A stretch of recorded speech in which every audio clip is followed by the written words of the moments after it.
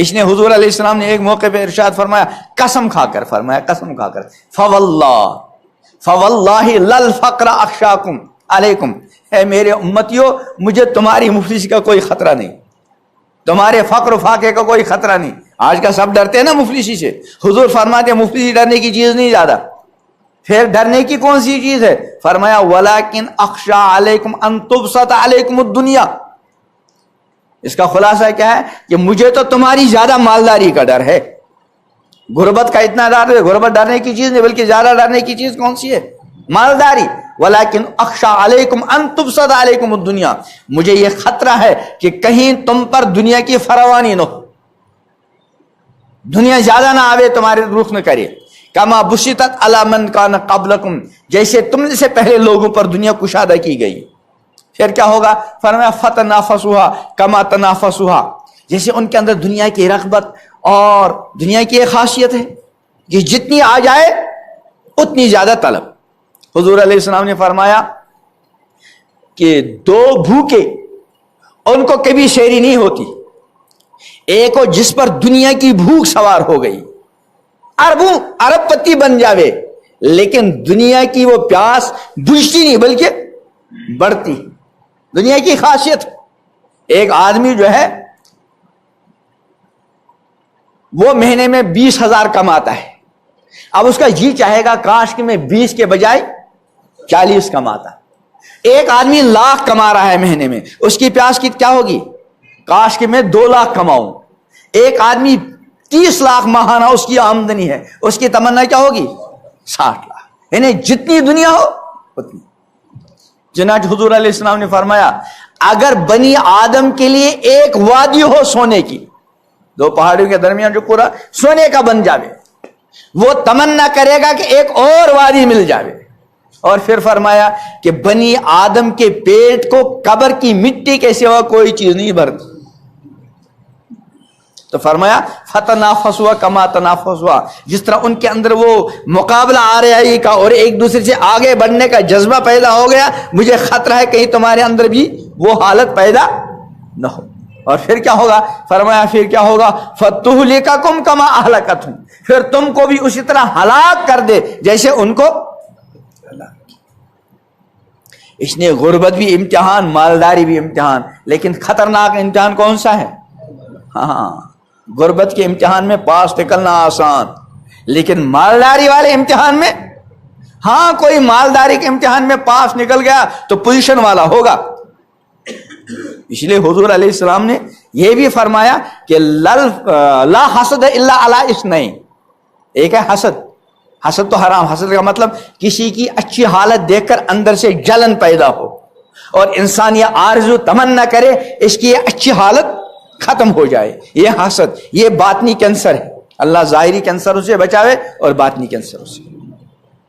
فرمایا حسد نیکیوں کو ایسے کھا جاتا ہے جیسے سوکھی لکڑی کو آگ، جیسے سوکھی لکڑی کو آگ راکھ میں تبدیل کرتی ہے، ایسے حسد انسان کی نیکیوں کو کھا جاتا ہے، جلا دیتا ہے۔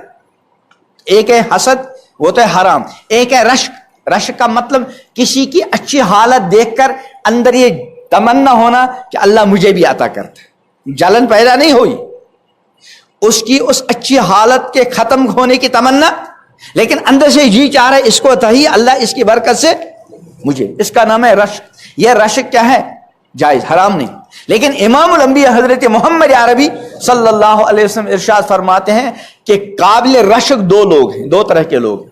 یعنی اگر تم یہ تمنا کرو کاش کہ میں فلاں جیسا ہوتا، کاش کہ میں فلاں جیسا ہوتا، تو حضور علیہ السلام فرماتے ہیں تو میں نشاندہی کرتا ہوں دو آدمیوں کی کہ ان جیسے بننے کی تم کیا کرو؟ تمنا۔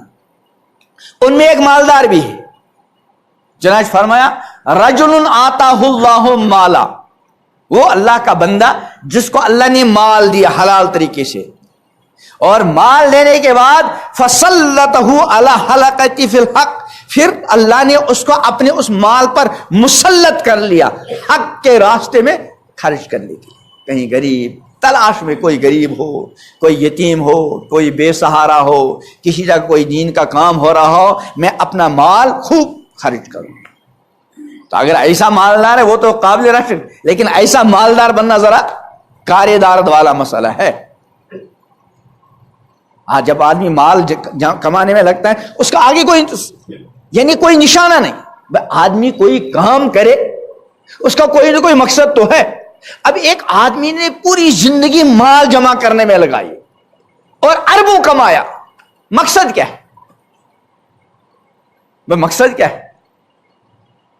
اگر اپنی ضرورت وہ تو تھوڑی سی پوری ہو جائے گی، اولاد کی ضرورت وہ تھوڑے سے، اور تھوڑا سا بھی کون سا، کہ جب یہ مالدار اور جب یہ غریب آپ ہم سب اپنی ماؤں کے رحم میں تھے، ابھی دنیا میں آنے کے کچھ مہینے کیا تھے، باقی تھے، اللہ تعالیٰ نے اسی وقت لکھوایا فرشتوں کے ذریعے یہ بندہ دنیا میں اتنا جیے گا، اتنے سال، جتنا وہاں طے ہوا، نہ اس سے کم اور نہ اس سے زیادہ. اور یہ کہ یہ بندہ دنیا میں جا کر کتنا کھائے گا اور کتنا پیے گا، جتنا وہاں طے ہوا میرے اور آپ کے لیے، نہ ہم اس سے زیادہ کھائیں گے. تو اگر مال کمانے کا مقصد کیا ہے؟ اپنی ضروریات، ٹھیک ہے، تو اپنی ضروریات کے لیے جتنا ہے اس کو وہ تو پر. اب ایک آدمی 70 سال کا، 80 سال کا، اول تو اس کی عمر کوئی زیادہ ہی ہوئی ہے. حضور علیہ السلام نے فرمایا آمار امتی ما بین 60 الی 70، میری امت کی اکثر امتیں عمریں 60 اور 70 کے درمیان، اس کی 80 ہو گئی، یعنی اس کو اضافی بھی مل گیا. اب مان لو 10 سال 20 سال اور جیے گا، اور یہ کروڑ پتی ہے، بعد میں ارب پتی بھی ہوتا ہے، لیکن لگا ہوا ہے پوری زندگی کمانے میں. یاد رکھیں مال کمانا منع نہیں، لیکن مال کمانے کا مقصد کیا ہے؟ کچھ مقصد تو ہو نا. اگر اپنے کھانے پینے کا مقصد ہے تو کتنا کھاؤ گے؟ اگر اولاد کے کھانے پینے کا مسئلہ، وہ بھی کتنا کھائیں گے؟ تمہارے پاس تو اتنی جمع شدہ پونجی ہے کہ تم بھی کھاؤ، تمہاری اولاد کھائے، اولاد کی اولاد کھائے، پھر بھی کچھ نہ کچھ بچے گا. پھر جو اپنی زندگی کمانے کے اوپر ختم کر رہے ہو، آخر اس کا نتیجہ کیا ہے؟